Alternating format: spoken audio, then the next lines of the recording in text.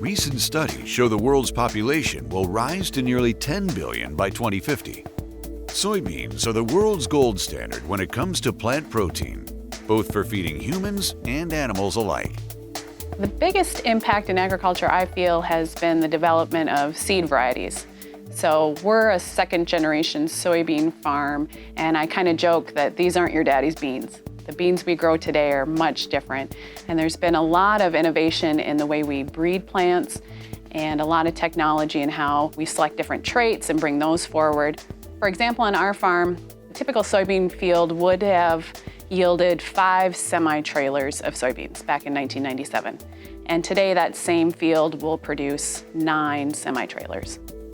As farmers ponder how they'll produce more food, fiber, and fuel, all while using less resources, the Minnesota Soybean Research and Promotion Council invests in research aimed at answering their questions. The Minnesota Research and Promotion Council is made up of over 25,000 farmers from across Minnesota. Every farmer who raises soybeans elects to give part of their profits to the council. Those dollars in turn then are used for research and promotion. All the new and innovative things that we have in agriculture stem one way or another from those investments. Some of the most exciting and innovative developments that have come out of checkoff investments are new ways to make soybeans produce more on the same acre or to do different things. We now have soybeans that have different types of oil, healthier oil. We have soybeans that have better feed value than other soybeans. These type of investments only happen because of the dedication of the farmers that want to do something better for the next generation. Made predominantly from soy oil, biodiesel decreases the use of petroleum diesel and lessens emissions. Recently, Minnesota has seen a reduction of more than 7.4 billion pounds of carbon dioxide as a result of a farmer-led initiative to increase the use of biodiesel in the state. Minnesota is a true environmental policy leader. So we started in 2005 with a minimum of 2% biodiesel blend with diesel fuel, and now in 2018 we just introduced a 20% blend. So we've taken an idea, we've brought it into market, and we've successfully implemented it. And there are huge environmental benefits to using biodiesel. The first one that I think of is reducing emissions just from vehicle tailpipes and making our air cleaner. But the life cycle greenhouse gas emissions are also cut by 50% by our use of biodiesel. As consumers look for more options like biodiesel to cut their carbon footprint, farmers are investing in plasma technology to cost-effectively produce biodiesel and reduce carbon emissions. One of the most exciting new technologies that has come out of checkoff investments is the use of plasma to make biodiesel. Now, when we say plasma, we don't think of blood plasma, but rather the fourth stage of matter. We know about solids, we know about liquids, and we know about gases, but plasma is that stage beyond gas. In fact, if you look up and you see fluorescent light, that's actually gas being turned into the state of plasma. What we've been able to do through our research is we've been able to use low amperage, high frequency electricity to rapidly change the oils and catalysts that are commonly used in making biodiesel.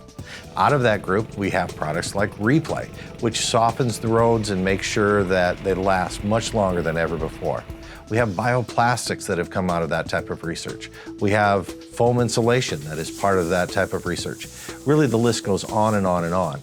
But locally, we find the most innovative people and those that are really tied to agriculture and want to make a difference. Replay is a soy-based road preservation agent that introduces polymers into the asphalt to help preserve the asphalt's life and to rejuvenate some of the existing polymers that are already there. And I think the biggest impact that it's had is that we're seeing much less cracking in our roadways. And then we're also seeing the pavement itself lasting quite a bit longer.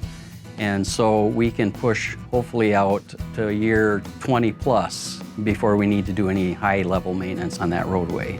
We have used Replay for concrete bridge and will continue to do so. It's really built into our program at this point.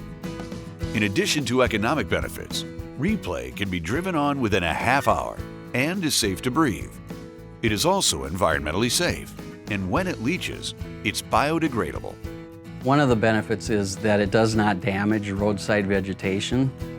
particularly in urban areas where people work hard to maintain a good-looking lawn or perhaps have flower beds near the edge of the road. If this material gets sprayed on it, it really doesn't affect those, whereas if you spray hot asphalt on it, it will usually kill that vegetation. So the other benefit is actually the CO2. Asphalt, as it cures, it releases volatiles, and one of those volatiles is carbon dioxide. Replay reduces CO2 overall because it's produced from plant-based materials which draw CO2 from the air. So on a whole, it's a negative CO2 producer. I think in the US we have a pretty good idea of the nutritional impact of soybean food products, whether that's standalone or whether that's used to feed animals. But globally, we have a lot of opportunity to bring that same knowledge to other countries.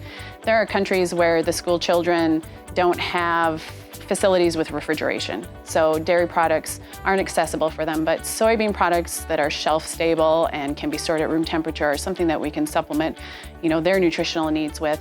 And as an American farmer, I'm very proud of what we produce in soybeans and how we can increase food security for people in our country and outside of our borders. Here at MSR and PC, we take that to the next level. For us, it's all about innovation. For us, it's all about what's next. We want to make sure that farming remains as viable as it is today and actually even better into the future. The only way we can do that is to come together with our resources, put on our thinking caps, and find new ways of making our world better.